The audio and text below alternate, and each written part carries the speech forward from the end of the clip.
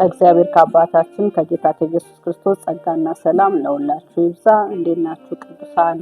የእግዚአብሔር ቤተሰብ ሁሉ ሰላም? እግዚአብሔር ይመስገን እኔ በጣም ደህና ነኝ። እንደገና ዛሬ ደግሞ በሌላ ርዕሰ ጉዳይ መጥቻለሁ። የእግዚአብሔር አምላካችን ስም የተባረከ ይሁን። በቀጥታ የእግዚአብሔርን ቃል ዛሬ የምንካፈለውን አነብና እግዚአብሔር ፊት ደግሞ የእግዚአብሔርን ሐሳብ እናያለን። እንዲህ ይላል የእግዚአብሔር ቃል በዘፍጥረት ምዕራፍ 32 ከቁጥር 23 ጀምሮ ያለውን መጽሐፍ ቅዱስ ክፍል አነባለሁ። እንዲህ ይላል፣ በዚያም ሌሊት ያዕቆብ ተነሳ፣ ሁለቱንም ሚስቶቹን እንዲሁም ሁለቱንም ሴት አገልጋዮቹን 11 ልጆቹን ይዞ ያዕቆብ መልካ ተሻገረ። ወንዙንም አሻግሮ ከሸኛቸው በኋላ ጓዙን ሁሉ ሰደደ። ያዕቆብ ግን ብቻውን በዚያ ቀረ። አንድም ሰው እስኪነጋ ድረስ ሲታገለው አደረ። ያም ሰው ያዕቆብን ታግሎ ማሸነፍ እንዳቃተው በተረዳ ጊዜ የጭኑን ሹሉዳ ነካው። በግብግቡም ያዕቆብ ጭን ከመጋጠሚያው ላይ ተናጋ። በዚያም ጊዜ ሰውየው እንግዲህ መንጋቱ ስለሆነ ልቀቀኝና ልሂድ አለው። ያዕቆብ ካልባረከኝ አልለቅህም አለው። ሰውየው ስም ማን ነው አለው። እርሱም ያዕቆብ ነው አለ። ሰውየውም ከእግዚአብሔርም ከሰዎችም ጋር ታግለህ አሸንፈሃልና ከእንግዲህ ስም እስራኤል እንጂ ያዕቆብ አይባልም አለው። ያዕቆብም እባክህ ስምህን ንገረኝ ብሎ ጠየቀ። ሰውየውም ስሜን ለማወቅ ለምን ፈለግክ አለው። በዚያም ስፍራ ባረከው። ስለዚህ ያዕቆብ እግዚአብሔርን ፊት ለፊት አይቼ እንኳን ሕይወቴ ተርፋለች ሲል የዚያን ስም ስፍራ ጵኒኤል አለው። ጵኒኤልንም እንዳለፈ ፀሐይ ወጣችበት፣ እርሱም በጭኑ ምክንያት ያነክስ ነበረ። ከዚያም የተነሳ የእስራኤል ልጆች እስከዛሬ ድረስ ሹሉዳው ጭን ጋር የተጋጠመውን ስጋ አይበሉም። ምክንያቱም በጭኑ መጋጠሚያ ላይ ያለው ያዕቆብ ሹሉዳ ተነክቶ ነበርና። እግዚአብሔር አምላካችን ሆይ በጌታ በኢየሱስ ክርስቶስ ስም እናመሰግንሃለን። ክብር ለታላቁ ስም ይሁን። አንተ እውነተኛ አምላክ ነህ፣ ደግሞ እውነትን ትናገራለህ።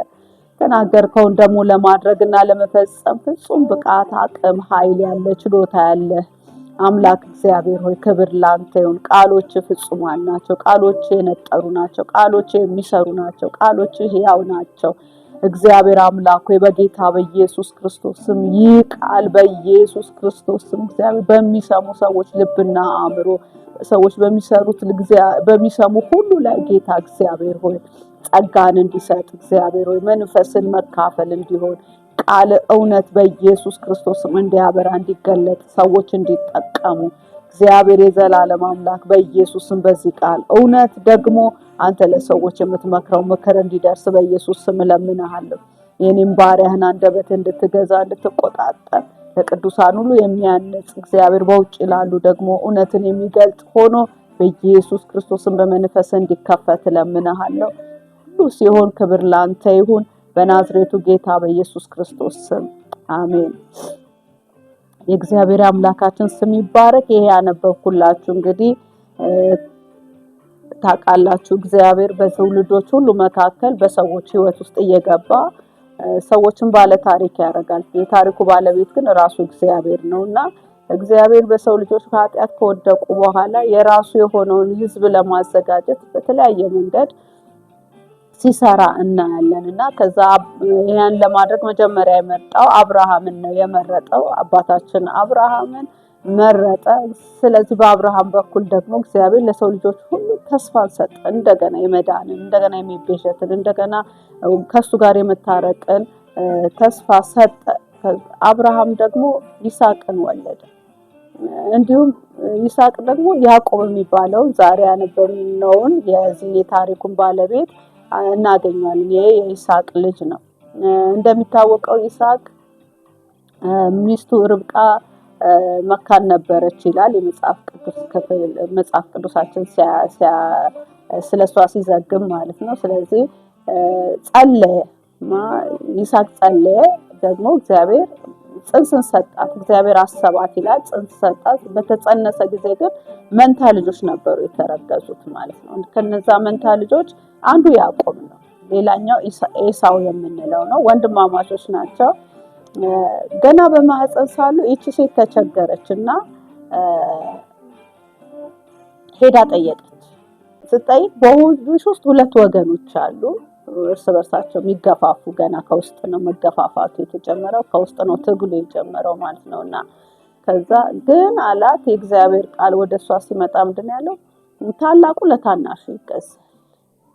ገና በማህፀን ሳለ እግዚአብሔር ያዕቆብን ወደድኩ ኤሳውን ጠላሁ የተባለው የመጽሐፍ ቅዱስ ክፍል ከዛ ነው የሚጀምረው ማለት ነውና ያዕቆብ ገና በማህፀን ክፉ ደግ ሳያውቅ ሳይወጣ የተመረጠ ነው። ለምን? ለበረከት። ለምን? ለመግዛት። ለምን? ለማሸነፍ። ለምን? ለመውረስ የተመረጠ ሰው ነው እና ከሱ ህይወት ታሪክ ውልደቱ ይሄን ይመስላል። ያዕቆብ እንግዲህ በቤት ውስጥ የሚጉድ የሚል እናቱን የሚረዳ ከቤት የማይጠፋ አይነት ባህሪ ያለው ልጅ ሆኖ ያደገው ያዕቆብ እዚህ መጽሐፍ ቅዱስ ክፍል ላይ ዛሬ ያነበብነው ክፍል ላይ እንግዲህ ሲያወራ ያዕቆብ የህይወቱ ኦሬዲ አገባዷል፣ ግማሹን አገባዶታል ማለት ነው። እግዚአብሔር መጀመሪያ በማህፀን ሳለ የተናገረው ንግግር አለ፣ ግን አገባዶታል። ያንን እናያለን ማለት ነው። እግዚአብሔር አምላካችን ስም የተባረከ ይሁን። ከመጽሐፉ እንደምንረዳው እንግዲህ እዚህ ስፍራ ላይ ከአባታችን ከያዕቆብ እንደምናገኘው እንደምንረዳው ስሙን ራሱ ጵኒኤል ብሎ የሰየመው ከእግዚአብሔር ጋር ታግዬ እንኳን በህይወት ተርፌያለሁ። ይህ ሰውዬ በህይወት መትረፍ የማይችልባቸው ብዙ አጋጣሚዎች ነበሩ። ገና ሲጀምር ከወንድሙ ጋር ታግሎ ወንድሙ ሊገለው ይፈልግ ነበር። ከዛ ደግሞ ሸሽቶ አጎቱ ቤት ሄዶ ከእንደገና ከአጎቱም ቤት አሁን የምናገኝታል ኮብልሎ ሲሄድ አጎቱ አግኝቶ ሊገለው ይችል ነበር። አልፎ ደግሞ እግዚአብሔርን ማንም አይቶ ማይድነው እግዚአብሔር ጋር ደግሞ ደርሶ ራሱ በህይወት ተርፌያለሁ። ይሄ አስደናቂ ነው። ስለዚህ ጵኒኤል ብሎ ያንን ስፍራ ስሙን አወጣለት ማለት ነው። እግዚአብሔር አምላካችን ስም ይባረክ። እኛም ከአምላክ ተታግለን የምናሸንፍበት ስፍራ የምንባረክበት ስማችን የሚቀየርበት ስፍራ እግዚአብሔር ያድርግልን። እግዚአብሔር አምላካችን ስም ይባረክ። እና ዘፍጥረት እንግዲህ አሁን ያነበብኩላችሁ ያዕቆብ ከእግዚአብሔር ጋር ያደረገውን ትግል የሚያሳየን ነው። ያ ደግሞ ምንድነው የሚያሳየን? የያዕቆብን የህይወት ታሪክ ማለት የህይወት ገጽታ ሙሉ ለሙሉ የሚያሳየን ነው ማለት ነው። የእግዚአብሔር አምላካችን ስም የተባረከ። ያዕቆብ እንግዲህ ከማን ጋር ታግሏል? ከወንድሙ ጋር ታግሏል። ምክንያቱም ታውቃላችሁ ብኩርናውን ወስዶበታል፣ እንደገና በረከቱን ወስዶበታል አይደል? ርቦት ሲመጣ ወንድሙ ወጥ ያው ከቤት አይጠፋም። ያዕቆብ ርቦት መጥቷል፣ በምስር ወጥ ይለናል ብኩርናውን የሸጠው ኤሳው። ከዛ ስጠኝ፣ አይ እንዲሁ አልሰጠም ብኩርናህን ከሰጠኝ ነው ስለው ብኩርናዬ ለምን ናት? ርቦኛል፣ ምግቡን ነው የምፈልገው አለ። ብኩርናውን ወሰደ። ያዕቆብ ምን ያህል ለበረከት ያለውን ጥማት ታያላችሁ። ያ ብቻ አይደለም ደግሞ አባትየው አርጅቷል፣ ሊሞት ነው፣ አይኑ ፈዟል።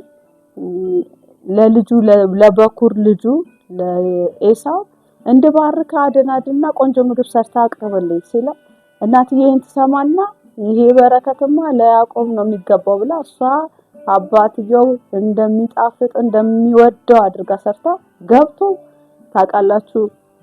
ኤሳው ጸጉራም ነው ይላል፣ ያዕቆብ ጸጉር የለውም። ግን በቃ እንዴት አድርገው ጸጉር ላይ ለጥፎ ያን ምግብ ይዞ ወደ አባቱ ገብቶ የወንድሙን ዋሽቶ እኔ ኤሳው ነኝ ብሎ ከዛ አይኑ ከፈዘዘው ከአባቱ በረከትን እንዴት አታሉ እንደተቀበለ የሚነግረን ክፍል ነው አለ እና ከወንድሙ እንዲህ አድርጎ በረከትን አታሉ ወስዷል ማለት ነው።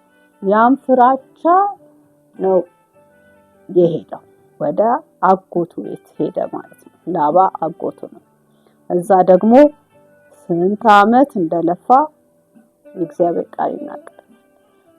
14 ዓመታት ለሚስቶች፣ አንድ ደግሞ 7 ዓመት ለበጎች ለንብረት እንደለፋ እንደሰራ 21 ዓመት ደግሞ እዛ ቦታ ላይ ህይወቱን እንዳሳለፈ የምናይበት የመጽሐፍ ቅዱስ ክፍል ነው እና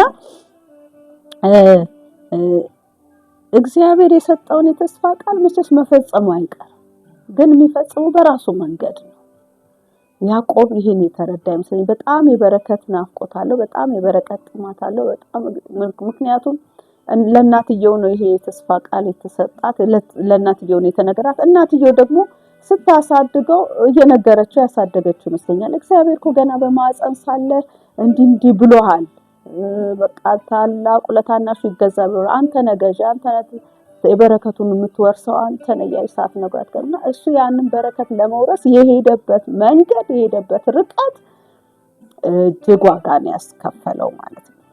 እግዚአብሔር ባለው መንገድ ነው የተናገረውንም ቃል የሚፈጽመው ማለት ነው። እና ያን የተረዳ አይመስለኝም። ስለዚህ ያዕቆብ በትግል ውስጥ እንግዲህ እንዳነበብኩላችሁ ያዕቆብ ያለውን በሙሉ ከላባ ቤት 21 ዓመት አገልግሎ ወጥቷል። መንገድ ላይ ነው፣ ግን ፍርሃት አለው። ከፊት ለፊቱ ኤሳው ጥሎት ሸሽቶት የመጣ ወንድሙ ያጋጥመዋል። ወዴት እንደሚሄድ ገና አያውቅም። ግን ሁለቱም ሚስቶቹን እንደገና ገረዶቻቸውን 11 ልጆቹን ከብቶቹን ሁሉ ይዞ ወጥቷል። እና ይዞ ወጣ፣ አሻገረና ያቦቅን ካሻገረ በኋላ እሱ ግን ወደኋላ ብቻውን ቀረ ይለናል መጽሐፍ ቅዱስ። ከዛ በዛ ሌሊት ደግሞ አንድ ሰው መጥቶ ይታገለው ጀመር ይለንና ከዛ በኋላ ትግሉ የሚያቆም አይደለም። ያዕቆብ በጣም ታጋይ ነው። ላሰበው ያቀደው ዓላማ በጣም ይታገል ሰው ነውና አለቅም ልቀቀኝ አቅላልቷል። በቃ ነክቷቸው አይ ካልባረከኝ አለቀ። ምን አይነት በረከት ምንድን ነው የሚፈልገው ያዕቆብ? በእድሜ አጋማሽ ላይ የሚፈልገውን የሚያውቅ ይመስላል።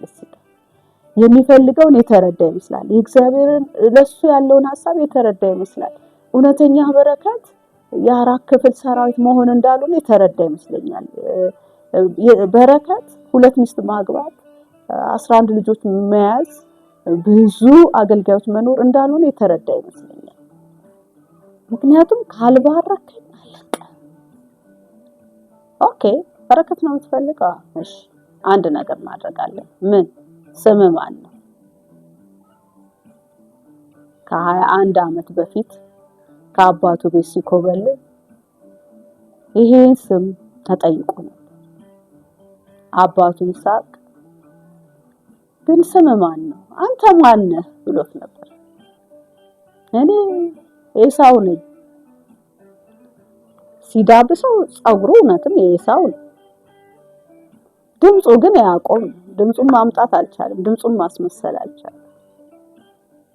በቃ አባትየው ጭንቅ ይዞት በሁለት ልብ ሆኖ በቃ ባረከው። ይሄኛው ጠያቂ ግን የማይሸወድ እዚህኛው ጠያቂ ጋር ግን እውነትን ነው መናገር የሚችል። ስለዚህ እኔ ያዕቆብ ነኝ። ያዕቆብ ማለት ተረከዝ ያዥ፣ ገና ከእናቱ ማህፀን ሲወጣ የወንድሙ ተረከዝ ይዞ ነው የወጣው። አሰናካይ ማለት አታላይ ማለት ያዕቆብ ማለት እዛ ያዕቆብ ነኝ አለው። የእግዚአብሔር ስም ይባረክ። ካልባረከኝ አለቀ። ስሙን ጠየቀ፣ ስሙን ነገረው፣ እውነተኛ ማንነቱን ነገረው። እኔ ያዕቆብ ነኝ ማለት እኔ አታላዩ ነኝ፣ እኔ አጭበርባሪው ነኝ፣ እኔ ተረከዝ ያዡ ነኝ፣ እኔ እያታለልኩ በረከትን የምወስድ ነኝ። ዘመኑን ሙሉ በትግል ያሳለፈ፣ ዘመኑን ሙሉ ከሰው ጋር ሲታገል፣ አሁን ደግሞ ከእግዚአብሔር ጋር።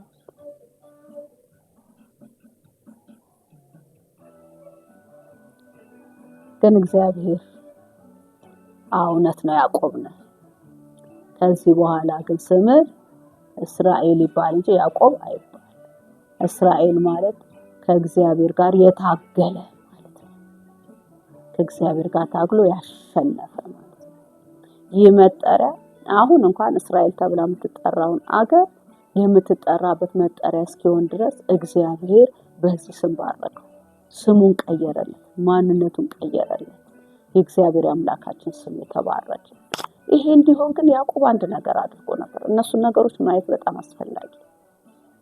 ያዕቆብ ያለውን ነገር በሙሉ የለፋበትን ነገር በሙሉ 21 ዓመት ምናልባትም ደግሞ ከዛም በላይ፣ ምክንያቱም በእናቱ ቤት እያለ ያደረጋቸውን ነገሮች እንዳሉ ሆኖ ማለት ነው። ከ21 ዓመት በላይ ለመባረክ እግዚአብሔር ያለውን በህይወቱ ለማድረግ እግዚአብሔር የተናገረው በህይወቱ ፍጹም እንዲሆን ለማድረግ ያልሄደበት መንገድ የለም። 21 ዓመት ልፋት፣ 21 ዓመት ሙሉ ልፋት። ብዙ ከብቶች በረከት ቢሆን ኖሮ፣ ሚስቶች በረከት ቢሆኑ ኖሮ እውነተኛው ማለት ነው ሳትስፋይ ያደርግ ነበር፣ ይረካ ነበር፣ ያርፍ ነበር። ይህ ሰው ግን አላረፈም። እግዚአብሔር ሊባረክ የፈለገው በከብትና በሚስት በልጆች ብቻ እንዳልሆነ የተረዳ ሰው ነው። አሁንም ክፍተት አለበት። አሁንም ያልሞላ ነገር አለ። አሁንም ያልተለወጠ ነገር አለ። አሁንም ያልተነካ ነገር አለ። ስለዚህ ምን አደረገ? ያዕቆብ ሁሉን አሻገርና ብቻውን ቀረ።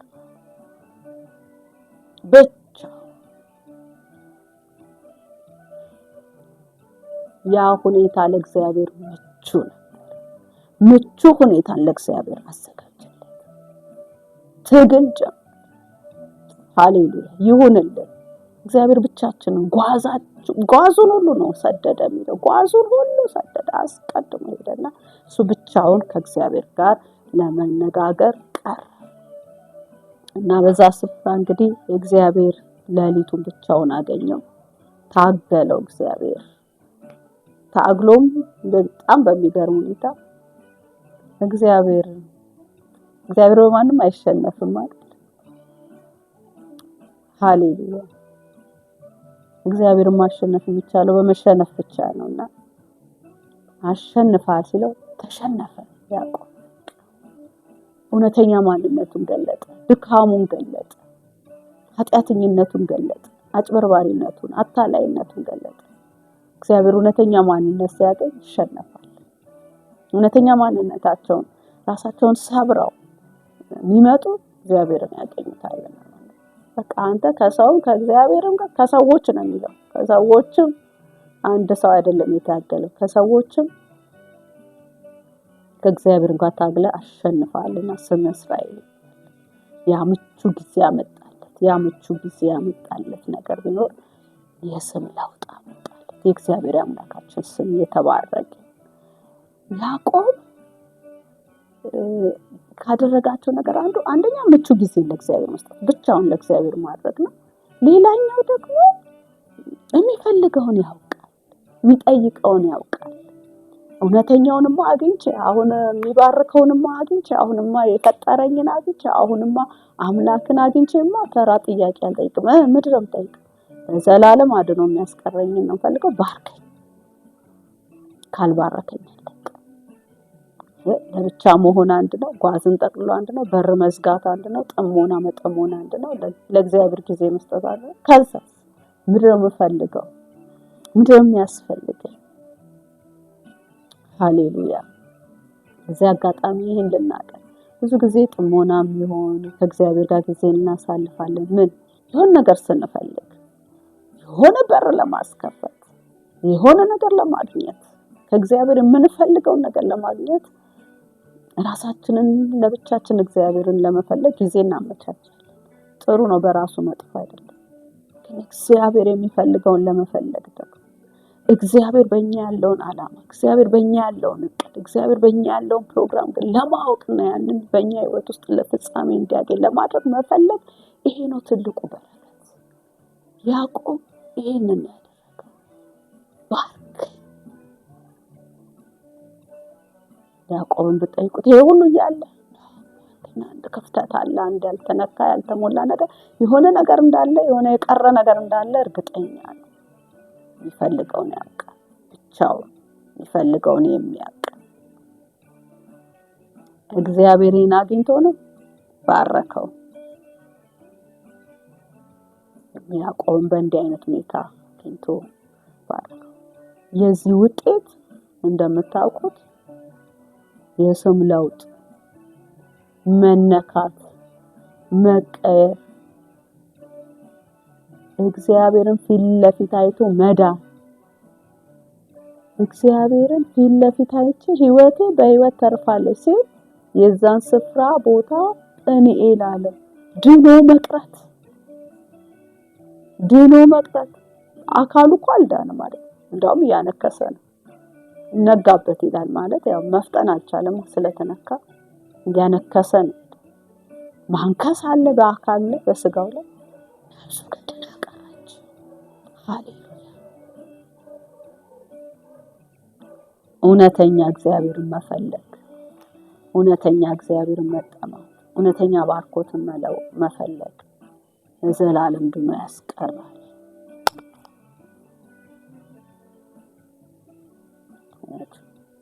የስም ለውጥ፣ አድራሻ ለውጥ፣ የማንነት ለውጥ፣ የስፍራ ለውጥ እነዚህን ሁሉ ይወክላል።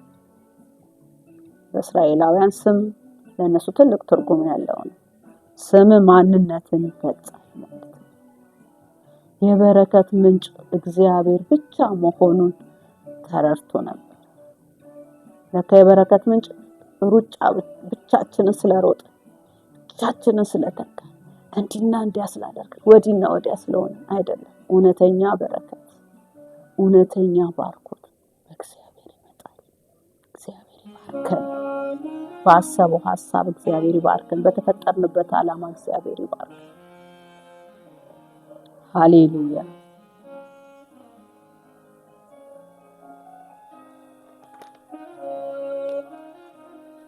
ሃሌሉያ። ስለዚህ ምን ልትይኝ ነው ዛሬ ካላችሁ፣ እኔ ሊሆንልን እኔ ሊኖረን የጸሎት ስፍራ ይኑረን። ብቻችንን ከእግዚአብሔር ጋር የምንታገልበት ስፍራ ይኑረን፣ ጊዜ ይኑረን። ሃሌሉያ። እግዚአብሔር ዓለም ሳይፈጠር ገና በክርስቶስ ኢየሱስ በእኛ ሊያደርገው ያለው ሐሳብ አለው፣ ዓላማ አለው፣ እቅድ አለው።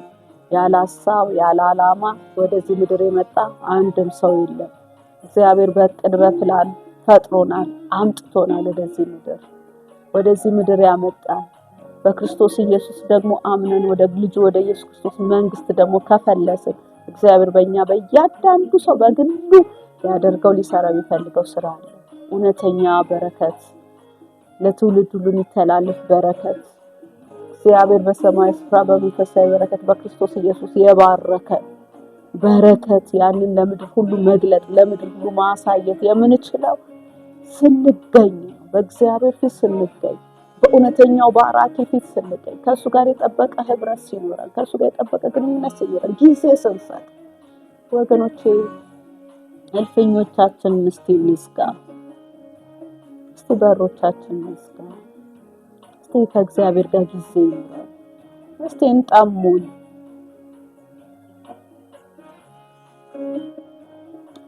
እግዚአብሔር ፈልገናል።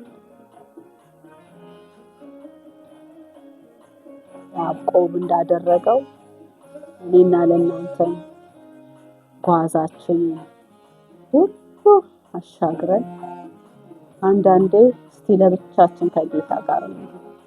ቤተሰቦቻችን ሊሆን ይችላል፣ ልጆቻችን ሊሆን ይችላል፣ ትዳራችን ሊሆን ይችላል፣ ስራችንን ሊሆን ይችላል፣ ንግዳችንን ሊሆን ይችላል።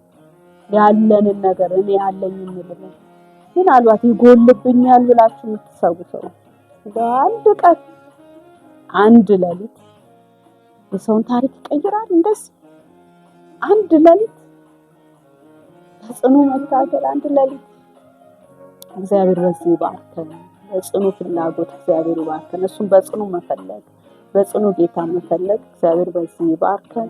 እግዚአብሔር አምላካችን ስም ይባረክ። እግዚአብሔር እጅግ አድርጌ አመሰግንሃለሁ ስለሰጠን ያው ቃል። ክብር ላንተ ይሁን። ይህን ለሚሰሙ ሁሉ እውነተኛ መዳሰስ፣ እውነተኛ መነካት፣ እውነተኛ ለውጥ፣ እውነተኛ ባርኮት ካንተ እንደሚመጣ በማወቅ በመረዳት ቅዱሳን ሁሉ እግዚአብሔር ሆይ አይኖቻቸውን ወደ አንተ እንዲያነሱ እግዚአብሔር ሆይ በጌታ በኢየሱስ ክርስቶስ ስም ለነሱና ለአንተና ለራሳቸው ጊዜ እንዲያመቻቹ በጌታ በኢየሱስ ክርስቶስ ስም ይሄን የምትሰማ ነፍስ ሁሉ በዚህ ቃል እውነት ጌታ እንድትታደስ እንድትነካ ደግሞ እውነተኛ የሆንከውን አንተ መፈለግ እንዲሆንላት፣ እውነተኛ ባራኪውን እውነተኛውን በረከት መፈለግ እንዲሆንላት በናዝሬቱ ጌታ በኢየሱስ ክርስቶስ ስም ጸልያለሁ።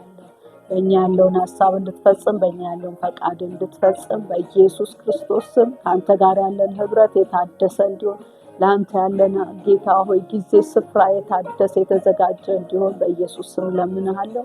ለአንተ ክብር ይሁን በኢየሱስ ስም አሜን።